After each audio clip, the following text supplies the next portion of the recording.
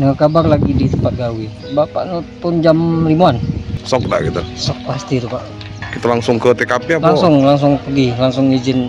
Korban pernah cerita ada masalah apa cak mana? Dak kati. Cak biasa bae ya. Cak biasa.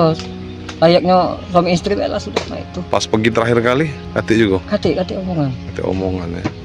Cepet pelaku ketangkep, Tangkap ya. dapat hukuman yang seberat-beratnya. Korban dewe ada anak kecil katanya. Iya, Umur berapa? umur 1 tahun 8 bulan. Adi Rosadi 36 tahun, ikut serta mengantar istrinya, Anti Puspitasari 22 tahun, ke tempat peristirahatan terakhir di TPU Talang Petai Pelaju Palembang, Minggu, 12 Oktober 2025, siang. Anti Puspitasari diketahui merupakan wanita muda yang tewas di hotel wilayah Jalan Perintis Kemerdekaan, Kecamatan Ilir Timur 2 pada Sabtu, 11 Oktober 2025, sore. Ironisnya, menurut pengakuan pihak hotel, wanita muda yang dikabarkan tengah hamil tersebut sedang check-in bareng pria asing. Kini, pria asing yang belum diketahui identitasnya dan apa hubungannya dengan korban tersebut masih dicari polisi.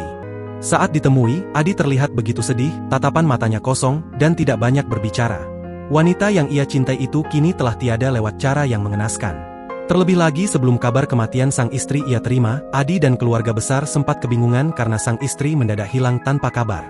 Satu persatu keluarga, kerabat dan teman, datang ke rumah duka. Mereka mengucapkan bela sungkawa atas kepergian ibu anak satu ini dan mengantar almarhumah untuk dimakamkan di TPU Talang Petai.